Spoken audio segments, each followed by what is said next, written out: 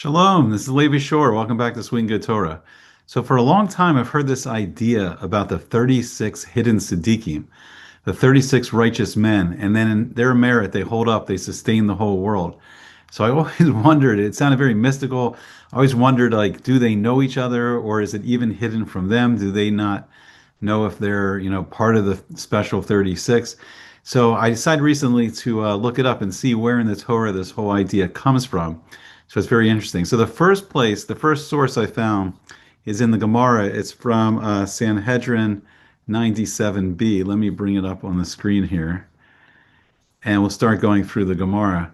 So it starts here. It talks about waiting for Mashiach, which is very interesting. It says, so it says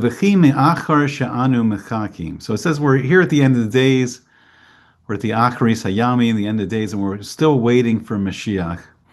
It says V'hu mechakpeh, V'hu mechakeh, and then also it says like Hashem Himself is waiting. So why is it taking so long for Mashiach to come? Right. So the Gemara asks this question. So mi ma'ake. Well, who's holding it back? We're waiting for Mashiach. Hashem's waiting to send Mashiach. So what's holding it back? So then the Gemara goes on and says midas hadin ma'akevas. So the attributed judgment is preventing Mashiach from coming. So it says, "V'chi me'achar shemidas adin me'akeves." So since the attributed judgment is preventing Mashiach from coming, so then anu lama mechakim. So why are we waiting every day? If the midas adin is holding it back, why are we waiting every day? So it's interesting. So the Rambam says that this is one of the 13 principles of the Torah, is waiting every day for Mashiach. It says, so why are we waiting every day? L'makabel star. We're gonna receive reward.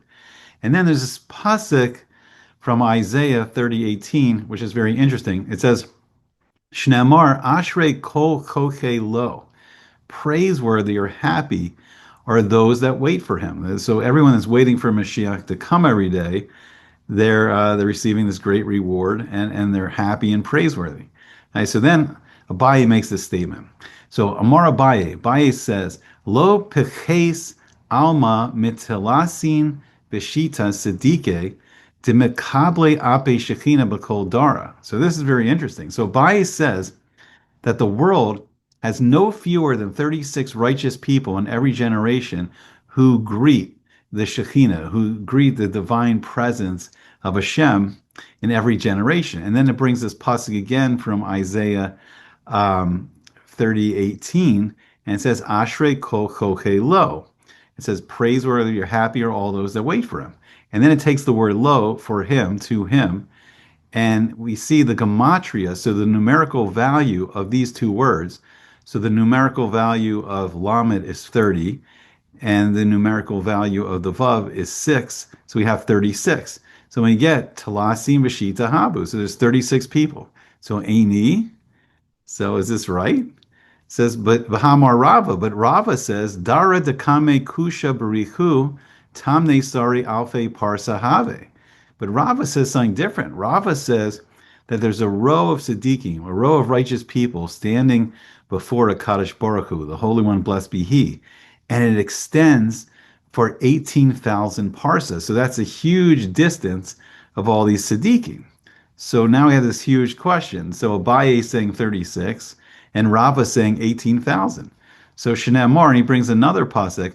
He says, Saviv Shemona Aser Aleph. And then so it'll be 18,000 reeds roundabout. It'll be 18,000 parsas around. And then the name of the city from that day will be like Hashem is there, right? So this is a future vision of Yechezkel, of Ezekiel, of Jerusalem in the future after Mashiach comes, and the Shekhinah, the divine presence of Hashem, returns to the Kodesh HaKadoshim, to the Holy of Holies in the temple. And then the measurement of everyone that's going to greet the return of the Shekhinah is going to be 18,000. 18,000.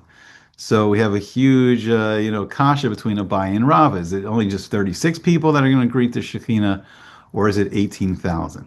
So then the Gemara says, lo kasha, there's not a difficulty, and it makes a distinction. So ha de mistakle be'aspaglaria hameira.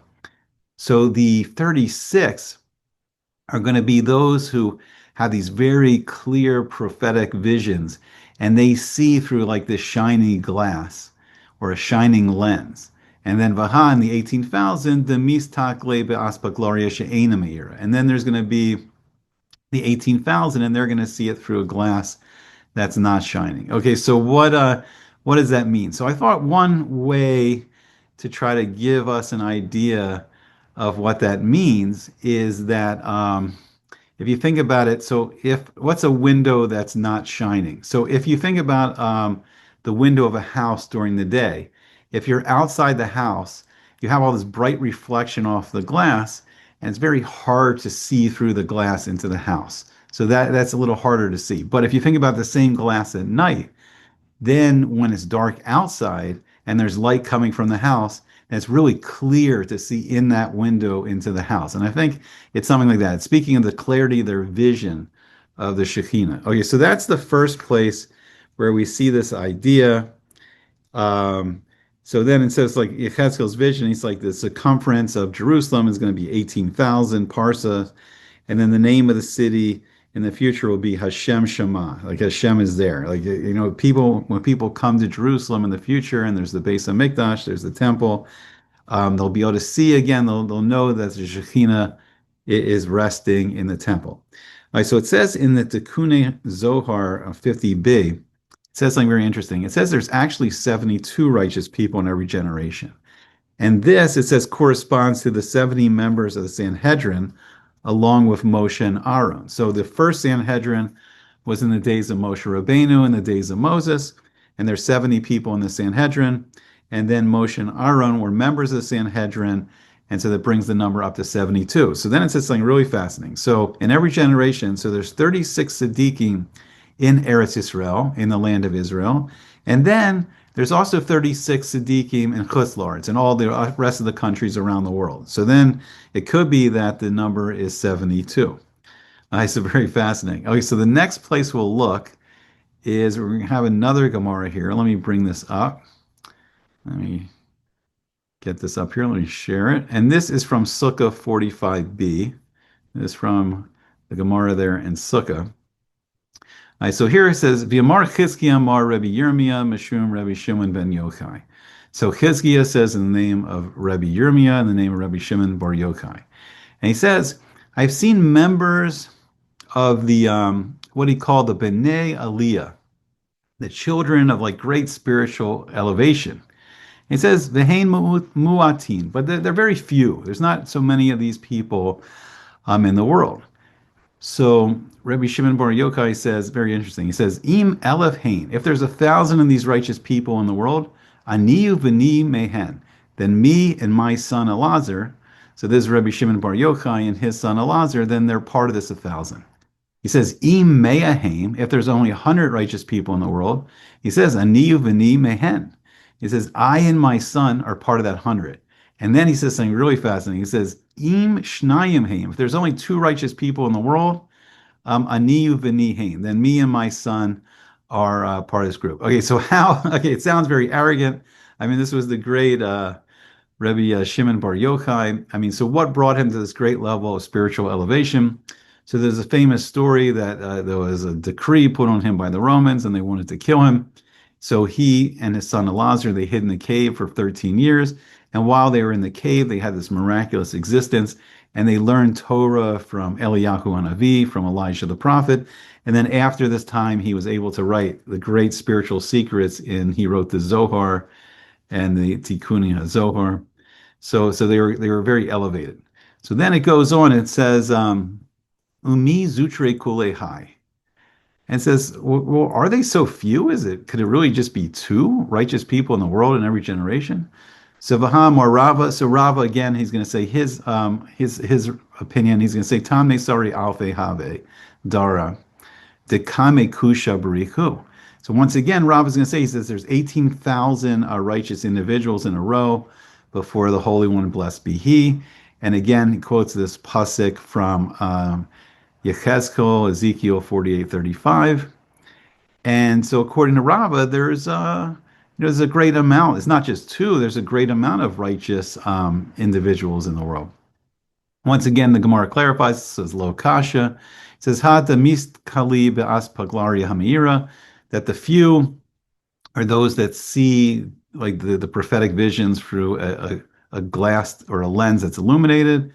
And then the 18,000 Vaha de la mis takle biaspa gloria hamira. And then the great amount of people, they see it through a glass or a lens that's not shining. Okay, so then and who are so who are these few that view it through this clear or shiny lens or shiny glass? So who are these few? The Gemara asks, "Mi zutre kulehai." Who are these few? So then Bahamar Abaye. So Abaye is going to say his opinion. It says "Lo paches alma metilasin v'shita sedike demekable ape shekina b'kol yom." And Abaye is going to say that there's 36 righteous people in every generation that can come and greet the Shekhinah. And once again, it quotes from Isaiah 30:18, Ashrei kol choke lo. And so we learned before, the gematria of the word lo to him is 36. Okay, so but there's a machlokas? Is it 18,000 people? Is it 36 people? So here the Gemara makes another distinction, which is pretty interesting.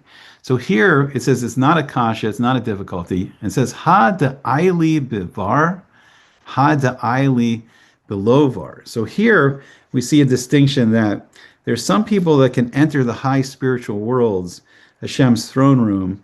So Abaye is saying only 36 can enter without permission, and then so the majority, the 18,000, they have to have Hashem's permission to enter. So it's like some of these people are so righteous, it's like they're like the princes to the king, like they have a status of like princes to Hashem, and they can always enter the throne room. Hashem always wants them to come visit. Okay, so then I found this is interesting. So this was on Chabad.com. I found this, and it said that there's 5 different types of tzaddikim, and it ranks them from level 1 to 5. So first, there's a tzaddik that can view the Shekhinah through a lens that's not illuminated, and this would correspond to the 18,000 that Rava mentioned. Then the second level will be tzaddikim who view through an illuminated lens, but yet they can only enter with permission of the king. So this would be the 36 hidden tzaddikim. Now then, the third level is a tzaddik amor. Then these can see through the illuminated lens, but they can also enter without permission. And this would just be the B'nai Aliyah, and this could be even less than 36. And then according to Rabbi Shimon Bar Yochai, it's never less than 2. So there's at least 2 people in every generation that can have these great spiritual visions through the illuminated lens and can actually enter like Hashem's throne room without Hashem's permission. So it's like a prince coming into the palace of the king. So what's the reason for that? Why would we need that in every generation? So as we see many times in the Torah, sometimes like Hashem grows angry at the Jewish people, and the Jewish leader needs to pray on behalf of the Jewish people. It needs to go up to Hashem's throne room itself to be able to plead the case for the Jewish people. So there's always 2 tzaddikim in every generation that can defend the Jewish people. Then the fourth level is the tzaddik. So this is just one tzaddik who's the Yesod HaOlam. So there's one tzaddik who's so righteous, he's the foundation of the world, and the world's very existence depends on him. And there's only one such special tzaddik in each generation. Then the highest level is a tzaddik amor, a complete tzaddik, who purifies the world to the extent that the Shekhinah, the divine presence, or the bris, the divine covenant, which is symbolized by the rainbow, is never even seen in that generation. So such a tzaddik is exceedingly rare and exists only in special generations. So I assume like Moshiach ben Yosef and Moshiach ben Dovid, that they will be this elevated status where they can actually help to start to transform the world and take the world up to a higher spiritual level. Right, so then we see another interesting Gemara in Chulin 92a, and it talks about a chomer of barley and a half chomer of barley. So here it says there are 45 Tzadikim in whose merit that the world exists. And I do not know if 30 are here. They were in Bavel, in the yeshivas in Babylon, in modern day Iraq, and there's 15 in Eretz Israel, so there'll be 45 altogether. Or he was unsure if there's 30 in Eretz Israel, if there's 30 in Israel, and 15 there with them in Bavel, meaning like 15 that lives in other countries. Okay, so then it quotes this pasuk from Zechariah 11:3, and it says, "Ve'ekcha shaloshim hakesef ve'ashlik oso beis Hashem." So I took 30 pieces of silver and cast them into the treasury in the house of Hashem. So then you must say that there's 30 tzaddikim in Eretz Yisrael, there's 30 righteous people in Israel, and then 15 are in Chutz La'aretz, in the other nations of the world.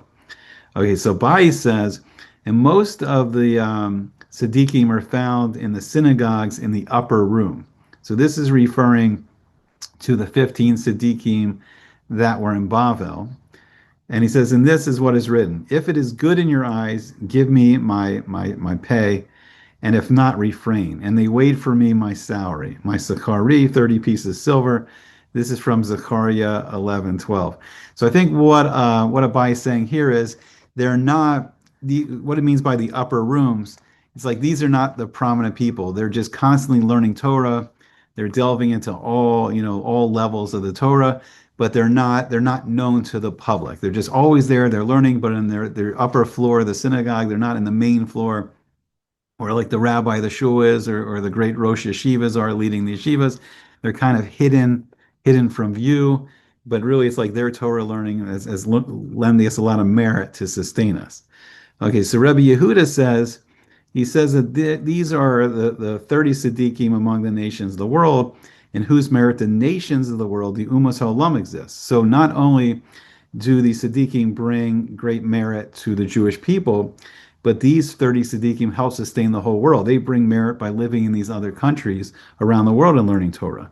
So Ula says, these are the 30 mitzvos that the Bnei Noach initially accepted upon themselves, but they only fulfill 3 of them.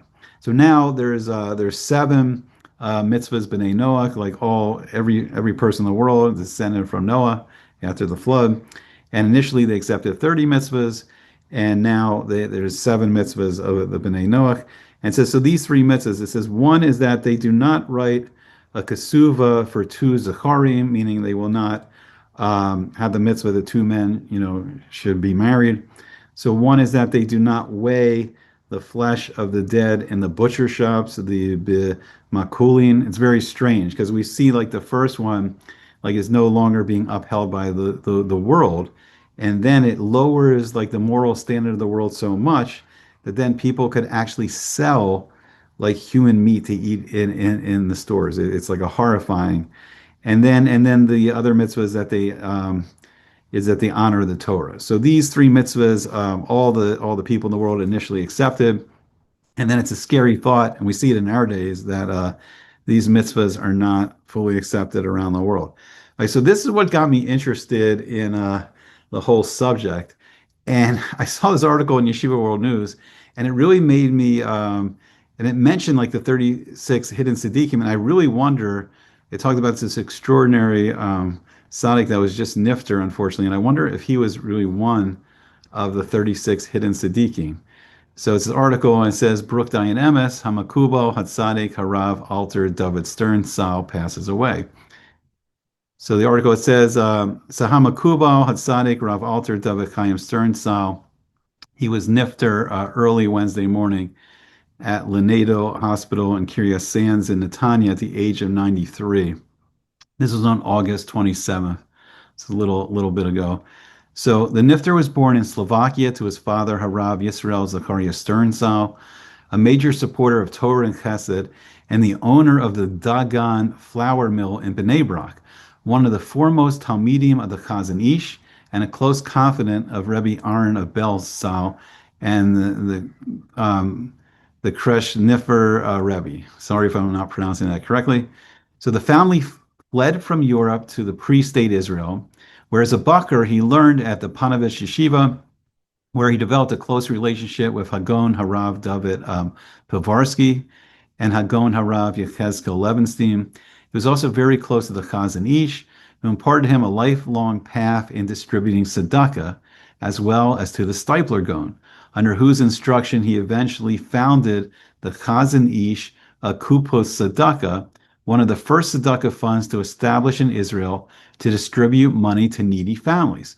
When he reached marriageable age, he married the Tzedekis Sora Gittel, the daughter of the renowned Makubal Harav Chaim Moshe Mandel of Bnei Brak, who was known as the Poel Yeshuos, someone who does he brings great miracles of saving people of Bnei Brak, and his merit. Hashem brings great miracles in his merit. Harav Mandel lived on Ravad Street opposite the home of Hagon Harav Elazar Menachem Shach. So close associates relate that Harav Shach would visit Rav Chaim Moshe every year on Erev Yom Kippur to receive a bracha. So from his youth, Rav Stern, he was known as tremendous Baal Chesed. He's very generous, he's very kind, he gave away a lot of money. And although he stemmed from a wealthy family, he lost all of his money due to the vast amount of tzedakah he distributed. He was among the founders of the Ofakim Yeshiva, headed by his brother-in-law, Hagon Harav Yerachmiel Burnswide. He established many Mosdos Torah throughout the country, as well as the Be'er Yisrael Yeshiva. And you don't hear too many stories of someone like this in our days. He's from a very wealthy family, but he just spent his life just giving away tzedakah, charity, to the poor families in Israel. And it sounds like he gave away most as well, which the Torah does not require a person to do. This is midos chasidus. Is well beyond what a person is required to do. So he became a central figure among the Makublim, like the Kabbalists of our generation, and a source of inspiration to many. Even in his advanced years, he remained active in Torah, continuing to lead his Mosdos, receiving visitors in his home, and to attend public events where he encouraged the public to persevere in Limud Torah, particularly in the study of the Mishnayos and in safeguarding the Kedushas Machshava, meaning to have clear thoughts. And especially in the age of the internet, we can get all kinds of lowly thoughts, physical temptations from all ends. So it's just very important in our days. So over the years, as his fame grew for his extraordinary tzedakah, his unique segulas, and his brachas, his blessings that were fulfilled, people from Israel and abroad flocked to seek his advice, to seek his counsel. He lived a humble life, devoting most of his days to Limud Torah, to learning Torah. He was known for his deep learning in both the revealed and the hidden Torah. His home on Sokolov Street in Bnei Brak became a spiritual beacon for the multitudes, where he offered his brachas, his advice, and guidance while seated on a simple wooden chair. He strongly encouraged those who sought his bracha to memorize Mishnayos, to memorize the Mishnahs, as a means of tikkun machshava, to help fix how we think, to have clean thoughts, holy thoughts, pure thoughts, and urged his followers to place tzedakah boxes in their homes. I was blown away when I read this. He was connected with many Rebbeim and Mekubalim, especially lesser-known Hidden Tzadikim. So his article says he knew the 36 Hidden Tzadikim. So in this, he continued the unique path of his late father-in-law, whose court was similarly centered on the 36 Hidden Tzadikim and their influence. Among those closely connected to him was the renowned Makubal Hatzadik Yehuda Zev Leibowitz. So in recent years, despite his advanced age, he was a regular visitor to Meron. So this is, I believe, where Rabbi Shimon Bar Yochai, who we talked about, is actually buried. So he would go to Meron to visit the kever of Rabbi Shimon Bar Yochai, traveling there several times a week to daven. He left behind many sons and sons-in-law who followed his path in being Marbet's Torah. They spread the Torah, great teachers of the Torah, serving as Roshei Yeshivos and Roshei Kollel. And so, I was just so amazed. I'd never seen an article where someone, mentioned that someone knew some of the Hidden Tzadikim. So, he just sounds like such an incredible tzaddik himself. And I would think that he would be part of the 36 Hidden Tzadikim. I don't know. It's very interesting. I'm sure there's a lot more about the subject. We see that it's tied into the merit of waiting for Mashiach. So people that are eagerly waiting for Mashiach every day. It's tied into the merit of people that are so holy they could greet the Shekhinah, Hashem's divine presence. And that's just a fascinating topic. Maybe Bezrat Hashem in the future, we'll see if we can learn a little bit more about it. I hope you enjoyed it, and I hope to see you back again soon on Sweet and Good Torah.